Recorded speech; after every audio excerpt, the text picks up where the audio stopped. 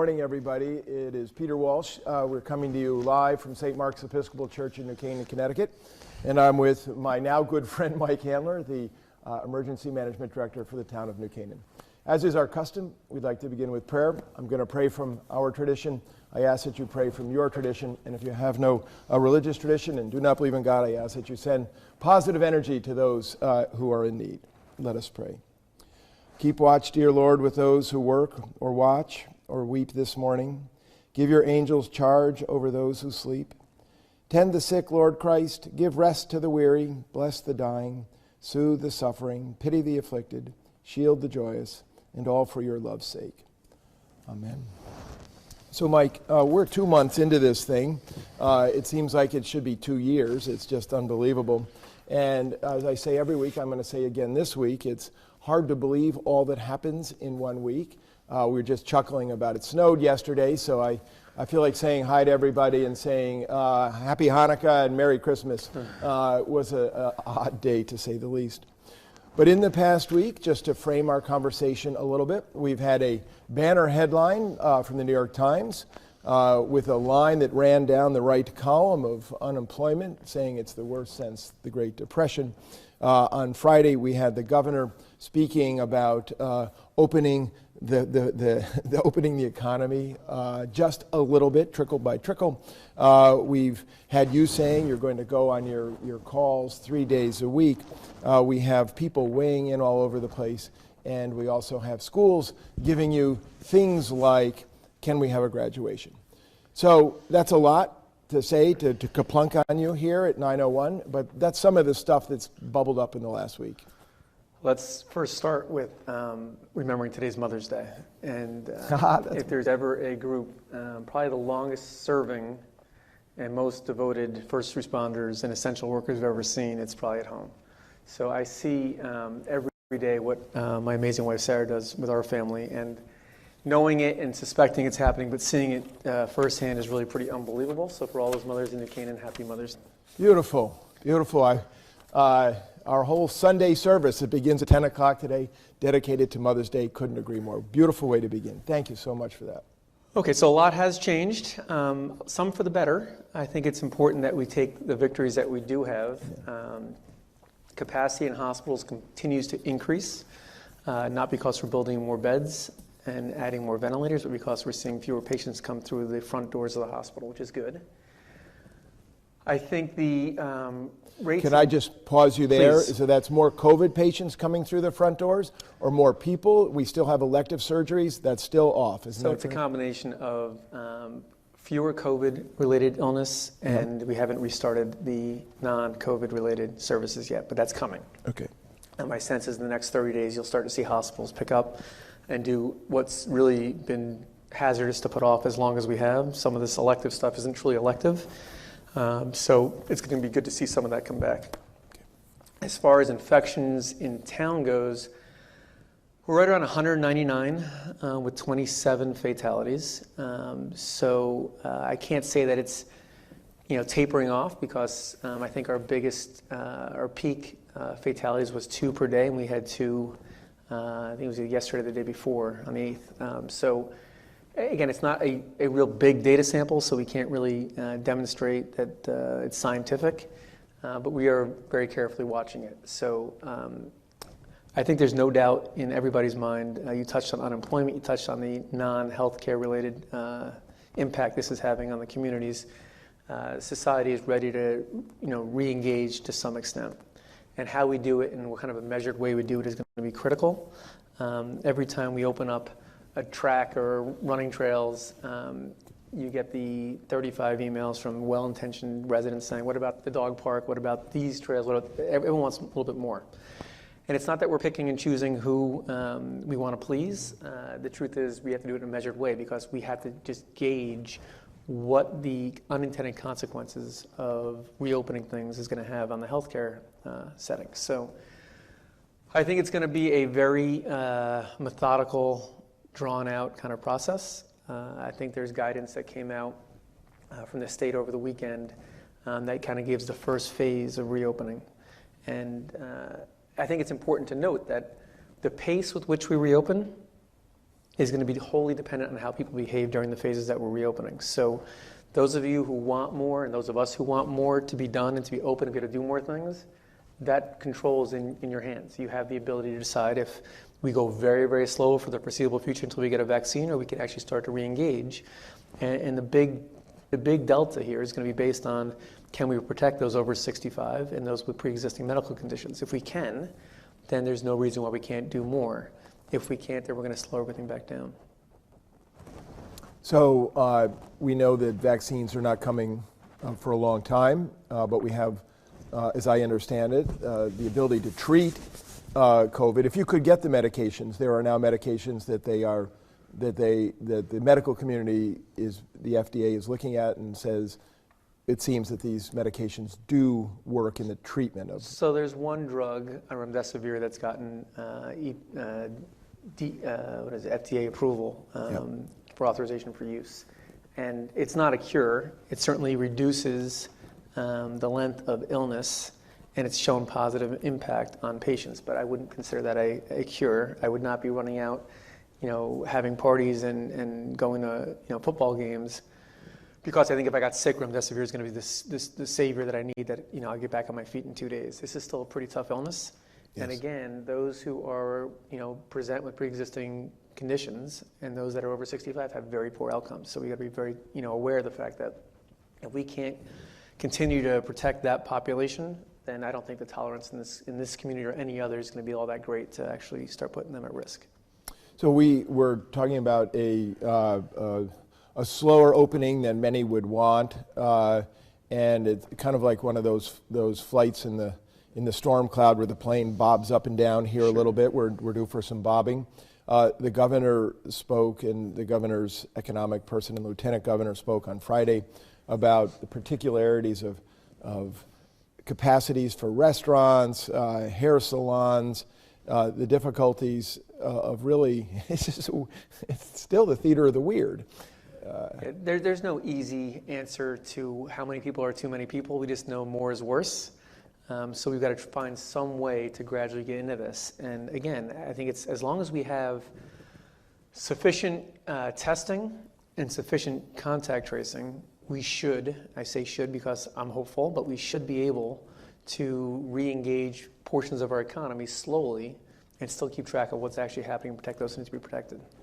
So as we've evolved, remember, as you do remember, of course, but in the early days here, I think the second person to die in the state of Connecticut, Bill Pike, beloved member here, we were able to contact trace all of Bill's contact history, and then there was a surge where we stopped doing that, and now I understand that we're really back in the midst of trying to do that. I read that Mayor de Blasio in New York was going to hire an army of 1,000 contact tracers. One of my own kids was unemployed, now applied to be one. Tell us about that. That seems to have come back, So right now, contact tracing is not all that difficult because most people have been isolating and have limited contact with people. So if you or I were to get sick today, internally we could handle tracing back 3 to 4 days of who I've been in contact with. It's pretty simple, my family and you and Jill, and that's it. And we've never been more than less than 6 feet apart. So it's really pretty easy to contact trace today.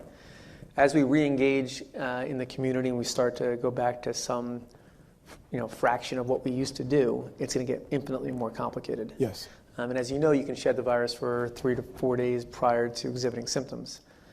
So testing is great, but you've got to test continuously.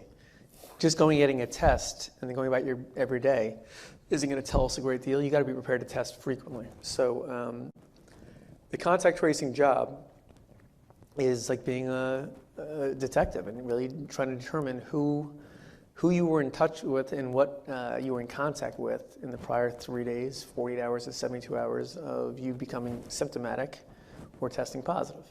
And it's going to get pretty complicated because you're going to have people going back to work in some form or fashion, people going out to retailers in some form or fashion, people going out and eating outside at restaurants in some form or fashion.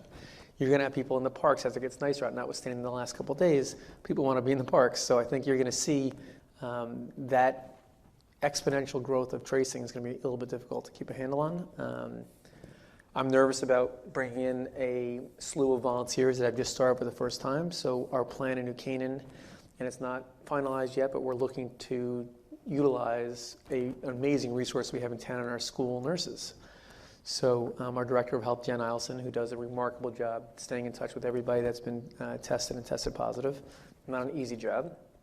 And she's going to be working with, hopefully, our school nurses in town who, A, have relationships with the families in town to begin with, so it's not a total, it's not like you're totally meeting someone the first time when you're asking questions. There's some element of trust that exists already.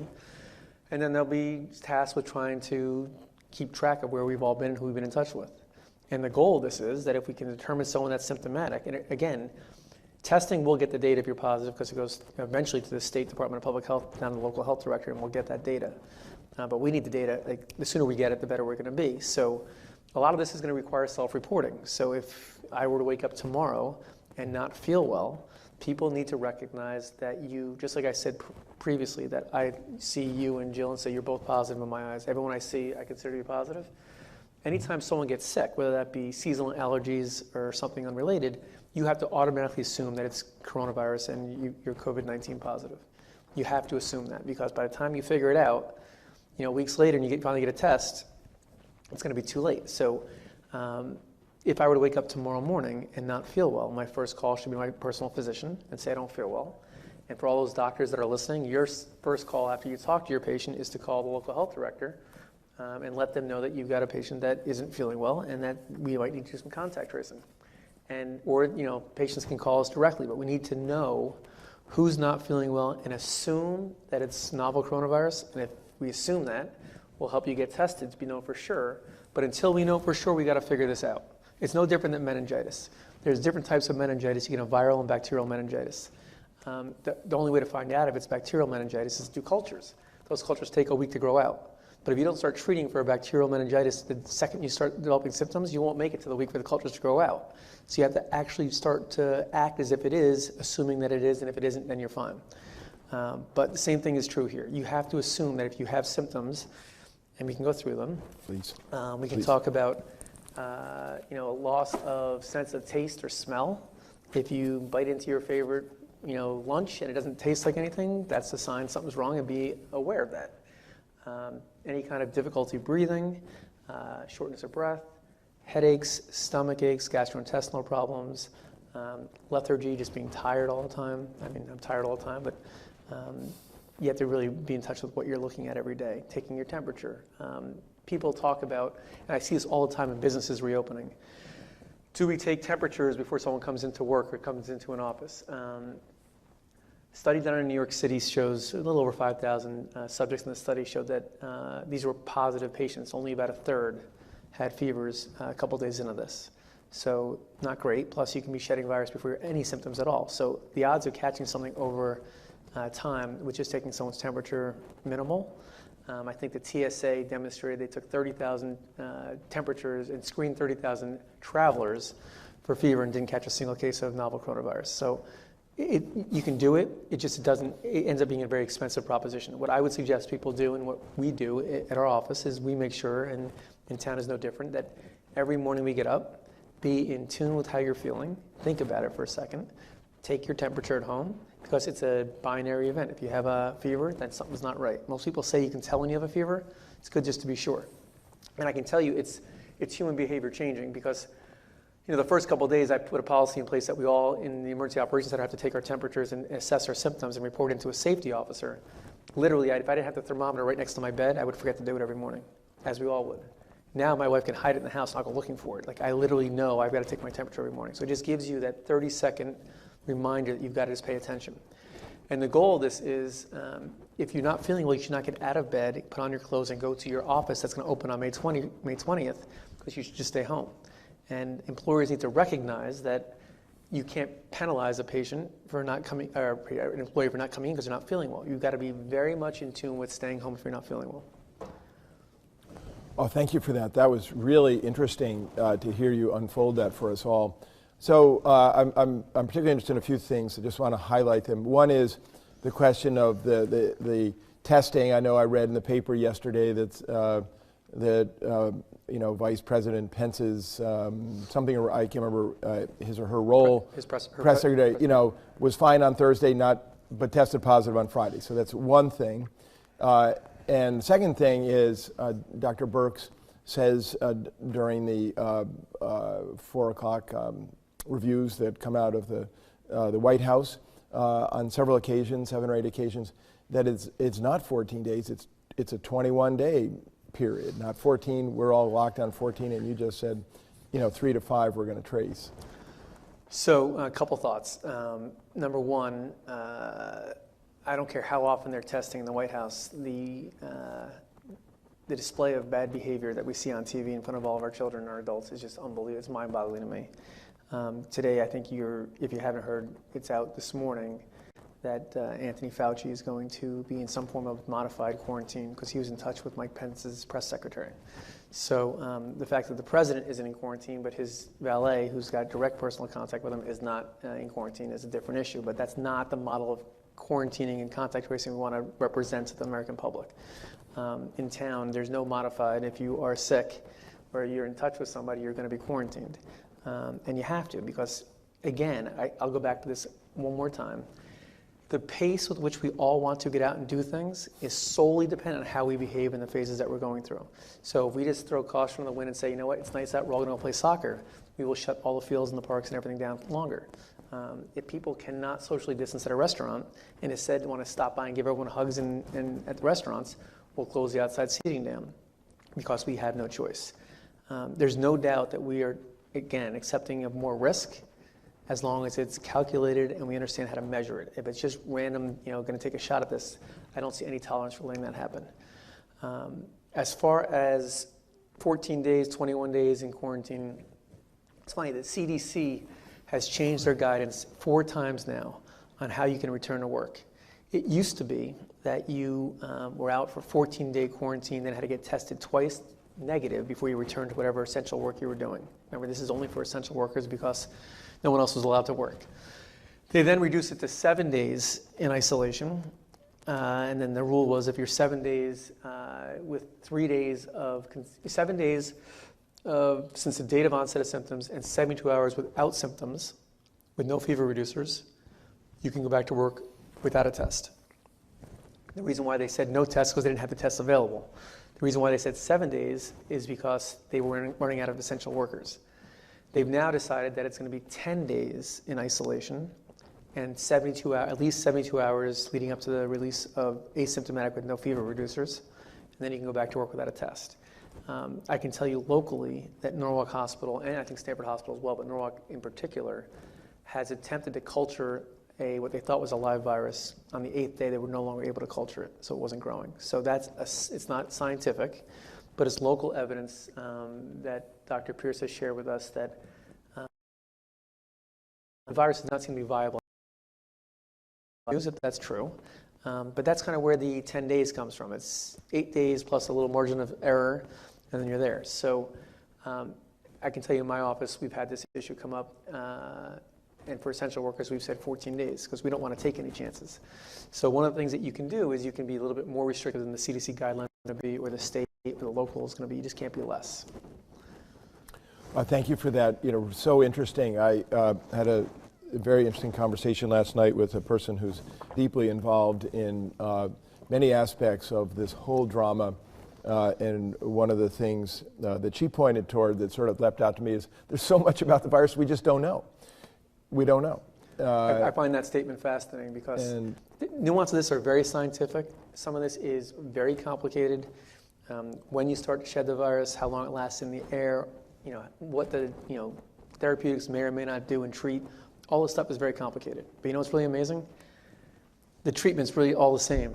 Wear a mask, wash your hands, and stay away from other people. You don't have to be Bill Gates to figure out those 3 things and do them right. And if you do those 3 things, you really can truly make a difference. So as complicated as all the science of this is, let the scientists figure it out. Yeah. What's on you and I to figure out every day is how to do those 3 very simple things. Wash your hands, wear a mask, and stay 6 feet away from people. Okay, that's so good. I mean, I still do have some skin left on my hand from washing my hands all the time. Jill, you want to just tell us what's coming in here a little bit? Sure. So first I'll say, Mike, I think your vest is rubbing your microphone. It is. I'm sorry. So that might make it hard for the people at home to hear. That would have been helpful about 20 minutes ago.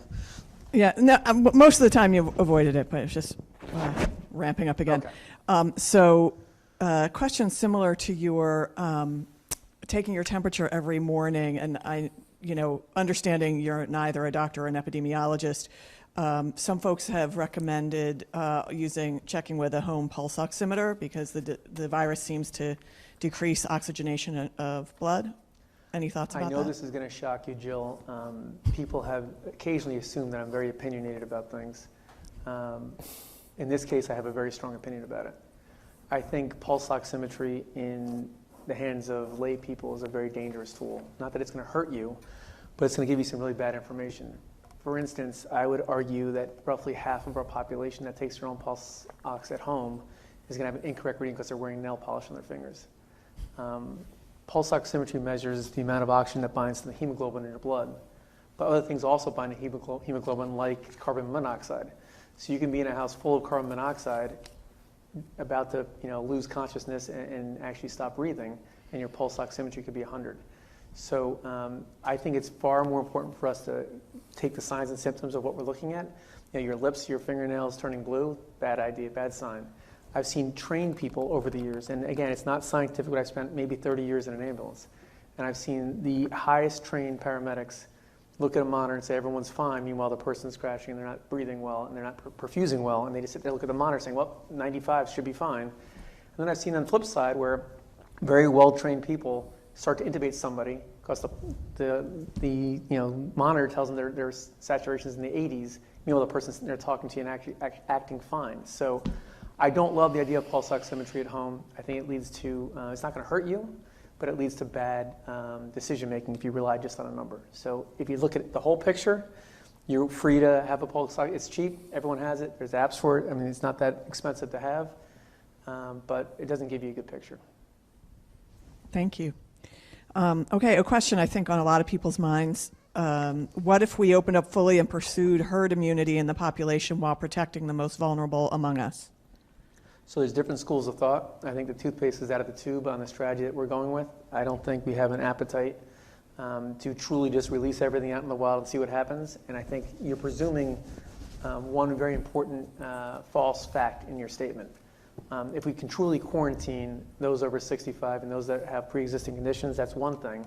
But what we've learned and what we know for certain is that we can't, because they rely for food, they rely on health care, and those people are not truly isolating. So if we go out and infect everybody in the community, it's only going to lead to the home health care aides, it's going to lead to the grocery store clerks. Those people need to survive, and we can't truly isolate them. So I don't see that being a viable path. On top of which, and it's too soon to tell, but Sweden's gone through something similar to this. And it's really, the data is kind of still out as to how that's actually working. Yeah, true. And only time will tell, right? I mean, so there is a lot of questions coming like this. Now that, as you mentioned, things are starting to unfold, weather is nice, guidance is to wear masks. Lots of people aren't wearing masks. We observe each other not wearing masks out in public, not distancing, and some folks feel that this is unfair, particularly people who feel vulnerable. The guidance is not to wear masks. The mandate is to wear masks now. So one of the things the governor did in his guidance that's coming out for reopening on May 20th is his requiring masks to be worn in public. So every employer must supply masks to their employees, and every visitor to an establishment must wear their own mask. So it's not a debatable topic anymore. How we go ahead and enforce this, I've never really spent a whole lot of time worrying about because we're not going to. It's going to be incumbent upon each of us to wear a mask. And again, I'll go back and say it for a third time. If we don't wear a mask, we will not relax and go to a phase 2. We will stay in this phase for a very long time or scale it back. So that's the behavior that we're talking about, that we're going to be observing. If people are able to actually follow the rules, then they'll get more freedom. If they don't, then they'll get less, and it's that simple. And would you say that mandate applies to, walking down the street and in a it does. Walking Thus trail? far, the only exception that I've seen is if a medical doctor tells you that it's contraindicated for any pre-existing condition that you may have. So if you have severe COPD, you do not want to be wearing a mask. But that's a very few group of people. I would also suggest if you have very severe COPD, you probably don't want to be out walking, or you want to be home if you can. So that's a serious pre-existing condition. So everybody should be wearing a mask. Those who are trying to break the 3-minute mile, you should have it down at your chin while you're running. And if you run past someone where you're getting close, pull it up and be polite and be respectful. But people need to be wearing masks. It's, again, cheap, simple. There's no excuse. We gave everybody that wanted a mask, put a mask on. And so you said we're not going to enforce it. You can't really enforce it. Right. You know, if 6 people decide they weren't going to wear masks, the police department of 5 on the street right now, as well-intentioned as they are not going to be able to enforce that. But we shouldn't have to, nor should you, and nor should I, and nor should Peter. We should be able to all take our own responsibility for not affecting other people in a negative way and put a mask on. And I'm hopeful. I know I probably will lose some money in this in some way, shape, or form, but I really do believe that by the time May 20th comes around, this community, and I'll speak for New Canaan, is going to be wearing a mask. I don't see any way around it. And if they don't, then they're going to recognize, they won't have to ask me why we're not going to the next step and the next phase and why we can't open up more things for our community, because they're going to know. If they're not wearing masks, that's why. And I'll tell you something else. I don't like seeing civilians trying to enforce rules on other people. That scares me in a whole different way, and I don't even want to talk about what's happening in Michigan and Chicago right now. That's not New Canaan. I don't expect that to become New Canaan. I think all of us, Kevin, Jen, myself, and those in the EOC, Jack and Leon and John, we all know exactly what this community is capable of doing, and we are holding everybody to that standard. They need to figure out how they're going to get themselves to get around the fact that it's uncomfortable, get around the fact that it's a little different, and just get used to it, because it's going to be here for a year. It's not going away anytime soon. It's going to be here for a while, so you may as well get used to it now. So just to be clear, sorry to put such a fine point on this, but based on the questions that are coming in, so we expect everybody to manage their own behavior. We expect everybody not to attempt to manage other people's behavior. So directly. So that's not to say you can't impact other people's decision making. And what I mean by that is lead by example. So people say, why do I make my kids wear masks if the neighbors' kids aren't wearing masks? Well, because they're your kids. You can tell your kids you can't go out if you don't want to wear a mask, then you stay in. And my kids will wear a mask. And I don't care what the neighbors' kids are doing, but eventually, if enough of us do the right thing, the pressure, again, indirect peer pressure, should be sufficient for people to put the mask on. There's no study that can tell you that wearing a mask does not make this better. I don't care who you're reading, what conspiracy theorists you listen to, no one can tell you that minimizing the spread of the virus is not a good thing for everybody. Understood. Okay, so some folks are asking questions about, they've been pretty much isolating for 8 weeks. They miss seeing members of their family before various areas move into, phase 1. That will certainly be some increased circulation. Wouldn't it be better to see each other now than after there's been more exposure among everybody you're visiting? No, that's the wrong data point to look at. The real data point for me is testing and contact tracing. So you can all spread out and talk to who you want today, but we don't have the contact tracing in place yet. So you don't want to get out over your skis until we have the safety nets in place to determine if it's having a negative impact quickly.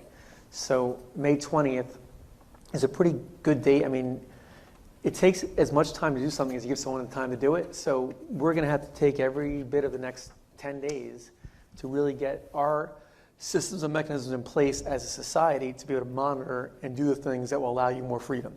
So today's Mother's Day. If you're going to see your family, you need to stay 6 feet apart. You need to stay in your immediate family nucleus and just socially distance. So stay as far apart as you can. Unfortunately, my mother is local, and we haven't seen her other than a drive-by and wave at her window. If we want to see her, we have to stay distance, wear masks, wash hands, and we can't hug her. And that's very tough, and it's hard for little kids to understand. But nonetheless, that's what we have to do. Okay, speaking of family dynamics, what is the youngest age for children to wear masks? So this person's asking about grandchildren ages 3 and 1. Yes, so I've heard different viewpoints on this. I think 2 is kind of the general threshold. It's easy to say wear a mask, but they don't have kids' masks readily available. So there are different masks. So I brought this one here that someone made for us. It's just a simple cloth mask.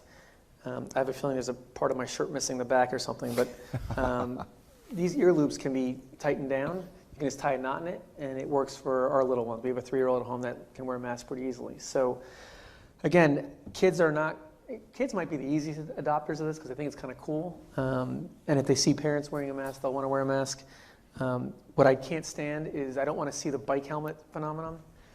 You all seen this, right? You see the family of 5 drive by, and the 3 kids are wearing the helmets. Mom's wearing a helmet, and Dad's too cool to wear a helmet. We all have to be doing our share. And if we all wear masks, then we'll get better freedoms quicker. Under 2, I think it's going to be kind of tough. We have a 1-year-old, so we'll try it, but I don't think it's going to work. Okay, and then what about, how do you wear a mask when you're at a restaurant when that time comes? Very carefully. I think the guidance we got from the governor over the weekend, there's no magic here. You're supposed to be wearing a mask at all times until you're eating and you pull it down to eat. That's the goal. It's not perfect. You can't eat, you can't smoke, you can't drink with a mask on. So you just got to be aware of that. And that's why there's going to be some element of risk in a restaurant. We'll mitigate that by spreading the tables out, having it outside at first. But there's still going to be an element of risk. And we talked from the beginning, we're all positive. The more interactions we're going to have, the more risk we're going to take. The question is, how much risk are you willing to take? So same thing with camps. There's a big debate about camps right now. No one knows what the right answer is. But the reason why camps are on the table to be opened up is because that allows essential workers and workers to go back to work. Because if no one's watching the kids, you can't go back to work. So camps can open. Whether or not we send our kids to the camps is a different issue, right? So, and again, same with restaurants. Restaurants can open. But whether or not everyone floods out to go to restaurants remains to be seen. Some have argued it'll be very slow, and some have argued there's enormous pent-up demand. No one wants to have home-cooked food anymore. They all want to get out, and we'll see. We don't know. But it'll be very controlled. Okay. Still with kids, are you aware whether New Canaan has any cases of the syndrome that's been reported in kids of the rashes, the toes, the other health problems, chilblains and things like that have been coming up? So we have had young people have test positive with coronavirus. Fortunately, let's knock on everything we have around here that hasn't been really poor outcomes. But that's not to say, if you look at the news out of New York and otherwhere throughout the country, that there is this new syndrome that seems to be triggered by COVID-19 that is demonstrating some really tough symptoms and outcomes in young children. So probably still too soon to know what that is, but they're seeing the data and they're getting nervous about it. And that is a game changer, by the way. Not that we care any less about our 95-year-olds in hospice, and we don't want them to die any sooner than they need to, but I mean, this is really going to be a different game changer if we see a rash or an outbreak of young, otherwise healthy people getting sick with this. That might change the outcome also. Yeah, thank you. So this question, shifting a little bit to as we see things happening in other parts of the country. First of all, thank you for all the amazing things you've done. There are definitely lives that have been saved because of you, this writer says. It's plenty of others that are working. I just get to sit here and take the credit for it. So is it your sense that as we see other states open, in the Midwest and other communities like that, are we thinking that they might see similar consequences to what's been happening, in this part of the country? Or so it's really hard to kind of benchmark against another community. Georgia's probably a pretty good example. It's been a high-profile state that decided to just throw caution to the wind and kind of on paper it looks like they just opened up and resumed their daily routines. But that's not the case, right? I mean, there are restrictions and capabilities in those communities that we just don't know about. Contact tracing is a good one. If you just open the doors, you've truly had that army of contact tracers and good testing capabilities, then there's a good chance that if you develop symptoms and people report it and they isolate, they will not have an outbreak that spreads beyond some exponential number. But again, you don't know. So people would assume that we have perhaps a very steady caseload in terms of a positive test, but that's because we're not testing the way other communities have tested. So, and we should talk about why and what our plans are for testing in the community. But we get 2 or 3 a day organically. That's just because people are getting sick and going to the hospital, or the doctors are ordering tests. We're not doing testing sites in town. The reason why we stopped is because the return rate of the test results ended up being better at the local hospitals, number one. And number two, we're waiting to roll out what we think will be a comprehensive testing program that involves not just a PCR test for diagnostic purposes, but also a serological test for antibodies. So if you're not aware of it, you should be, that we are in the process of rolling out, and the first phase of this testing will be for our first responders and their families, perhaps, and our town employees, to kind of run them through in the next week to 10 days to get a sense of where they stand. They should have the highest rate of positive infection because they are the ones that have been working throughout this entire pandemic. So we'll get a sense as to where they stand, and we're going to do both. It's not one or the other. You don't get to choose.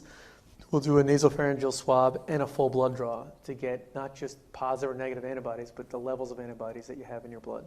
So that will give us some idea of where we stand as a baseline for first responders. The next phase of that will be a random sample in town where we will test the same way. If everything goes well, we'll test the same way a random sample of town, and then we'll be able to sit down and tell you kind of what that means.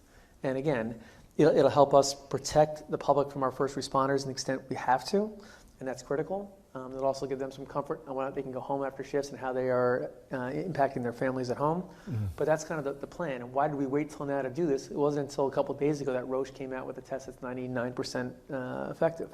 So to do, a lot of people rush to do this antibody testing, and no one has yet to demonstrate a capillary test where they prick your finger and draw a drop of blood for antibody test is of any value whatsoever. The best I can tell you, all it does is it sheds your body of 1 drop of blood. Nothing else comes out of that result. So if that's the goal, then you can continue to do that. But I think for us, we're going to do a full blood draw and really get true levels of antibodies. And if we can get a sense that there is IgG protection in the community, then we have a different sense of factors to work with. If we have a very low sense of our first responders having been exposed, then that's a different data point. And it might dictate how quickly or slowly we can actually roll out of this first phase. So not that I know you can't say for sure, but what's your sense of the time frame for that, rolling out that testing? For testing, we've been working on it for almost 2 weeks now, waiting for the test technology to catch up to us. It sounds like it's here, and we're working with local hospitals to see if we can do that testing next week. But it's going to be a heavy lift. And the reason why it's a heavy lift is because we, I think I mentioned to you before, we do the mask giveaways, we do the nasal swab test sites, so we can learn information. We can understand, how our mechanisms and our processes work to get people through a point of distribution, but also we help train the public to understand what school district they're in and how they should respond and kind of get used to coming when they're supposed to. Nasal swabbing and full blood draws are vastly different exercises. So one, it's a different skill set, different testers. Number two, different PPE, different time to take the test. So what we're learning is that if we have 3 blood draw stations, we can probably do 75 people in like an 8-hour window. That's not a very fast distribution of testing capabilities. So it's going to take us a long time. So it won't be once a week, once every 2 weeks we'll do testing. When we start testing, our hope is to have it every day for 8 hours or longer and continually run people through the tests. It's also going to require people to volunteer, right? We can't force you to take a test, but I do think people are eager to see if they've got antibodies to this or not. In the back of your minds, you should all be thinking, no one has determined definitively that having the presence of IgG antibodies against novel coronavirus makes you immune from getting it a second time. The science would suggest it should react like others. We have some level of immunity for some period of time, but no one knows that for sure. Understood. So a few things, you mentioned on Friday on the out call that you're going to move to Monday, Wednesday, Friday. We're talking about easing some restrictions beginning May 20th. And so now folks are trying to understand this for themselves. Does it mean that things are getting better? This person's asking, should seniors still stay out of grocery stores? Should they still avoid young children? Yes. The answer to that last question is yes. We are going to continue our volunteer food delivery for seniors because the safest place for them to be home is to be home until we have a vaccine or really good antivirals. So yes, is the answer to the last question. let's talk about the frequency of messaging. And I said it in the out call, but I'm sure no one listened to it. I think people hear what they want to hear. If you're reading into this, that we're out of the woods and I can kind of just relax and spend other days, doing different things, that's a mistake. I think, and again, I look for feedback, and I'm looking for you for feedback. If you told me last week we had 500 people and today was 300 people, that would not surprise me at all. I think people are getting fatigued by the messaging and the nonstop press conferences of the same thing over and over. How many times can I tell you to wear a mask? It's the same message. I try to look at the traffic on our website to gauge how engaged people are going to be. I look at Facebook engagement to see how long it takes for a message to get through the population. It takes a lot longer today than it did 5-6 weeks ago. So that's understandable. I'm getting tired of it also, to be honest with you. That's not why I'm slowing it down. I think it is time for people to start to focus on other parts of their lives besides this, but doesn't mean you have to be less vigilant about this. So it's hard to know when to slow down and when to take your foot off the accelerator in terms of messaging. Monday, Wednesday, Friday should be sufficient. If something comes up that's time sensitive or urgent, I will not hesitate to break that. Won't come out on a Tuesday or Thursday or a weekend. And people shouldn't assume that we're trying to hide anything. The data on the website is still going to be updated regularly, so if you want to see the data in town, you can see it. If you have questions, you can always call or email, as people are pretty free to do. But I'm curious what your thoughts are. There's no easy way to do this. No one ever, myself included, someone reminded me that at the very beginning I said this is going to be, I think, a marathon, not a sprint, and we'll be with you every step of the way. The entire team will be with you. No one ever expected to be doing a daily message for 65 days or however many days it's been. It's a lot. Not that I don't enjoy sharing what we're doing, and the team is working very hard behind the scenes, but it's a lot for people to hear. I hear things that you mentioned to me where people are, planning their evening dinners at 7 o'clock so they can all sit down as a family, which is great. But the first thing they do is they sit and listen to my call at 7 o'clock, and then at 7:03 they start their dinner. I'm not so sure that's the healthiest way to start your dinner. I love being there with all of you when you're having your dinner, but I'm not sure that's the healthiest way to do it. So again, people are going to be angry with me because they want it every day, and some people are going to be very happy and angry that it's 3 days a week is still too much. I have no idea what the answer is, but we're going to try to scale it back and see what it looks like. You have a thought on that? I think it's a great decision, frankly. We're in COVID-19 as lifestyle, and we're just trying to learn how to live with it. I do think that what's coming now is tremendously complex, and that there will still be a lot of questions, but they're not necessarily questions that you can answer over your 7 p.m. Hi, this is Mike Handler, and I'm calling with the 7 p.m. update. And that's part of the reason we do this, so that these kinds of questions can get answered as people try to understand what a rollout means. I mean, the number of questions that the governor and the business associate and lieutenant governor received just over hair salons on Friday was so much. I mean, we're talking about tremendous complexity, and if people are confused, there's little wonder why. It's because it's a new thing. It's a new thing. So, very straightforward question, back to hand washing. Is there any type of soap that's the best one to use for the desired outcome? I mean, people are inclined to use antibacterial soap, but COVID-19 is a virus, not a bacteria. Yeah, so I'm not a scientist. My understanding is the whole idea of washing your hands with soap is to create the friction to actually heat up your hands and actually kill whatever's on your hands. So 20 seconds seems to be the magic number. Wash with whatever soap you have, wash them frequently. I think you're going to see in the governor's guidance that having hand sanitizing stations is going to be essential to people opening up their businesses. That's great to say, but it's like, they're like unicorns right now. They're very hard to come by. So if you can find the hand sanitizing stations, finding the inserts is even harder. So, what we've done in some of our, in my private life, is we've tried to, figure out how to take an insert into one of those hand sanitizers and break it down and refill it with other hand sanitizers so you can keep using it. And no one knows how that actually works and how long it lasts. But it's going to be very tough. If you haven't acquired this stuff now, it's going to be very hard to find a way to do it. So wash your hands as often as you possibly can. You mentioned your hands are drying out. That's no doubt that's going to be an issue. So you've got to figure out how to manage that, because you'll be washing your hands for a long time. One more? Yeah. So that's exactly the next question that I had, and I think we heard this a lot on the governor's call. As businesses prepare to reopen, and all these mandates with regard to hand sanitizer stations and masks and things like that, yet it's impossible to get the supplies that you need to reopen.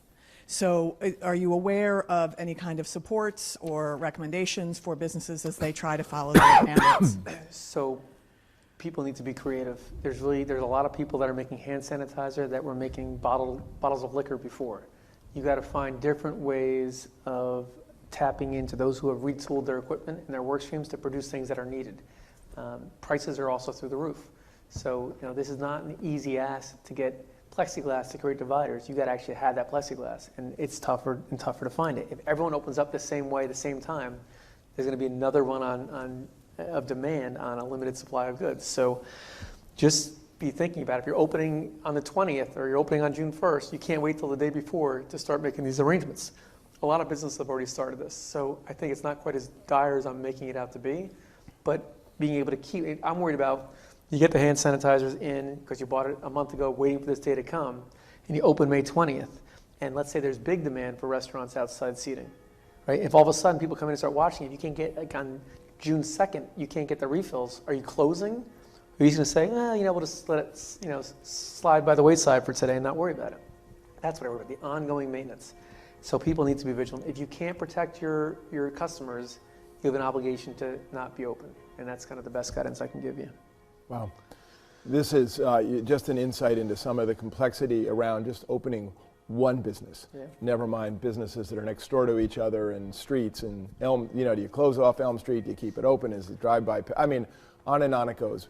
I do agree with you that we are, we move from health crisis to economic crisis to mental health crisis, people's desire to come out. People are tired, but we should never ever tire from saying thank you to you, and thank you through you to your team and to all those people who work so tirelessly to show up and be the help. And those are people that are never named, the folks that show up at Waveney to clean rooms, and but also the boss, Kevin Moynihan, to thank all of you because it is a great service to the community, and it's a long-term service to the community.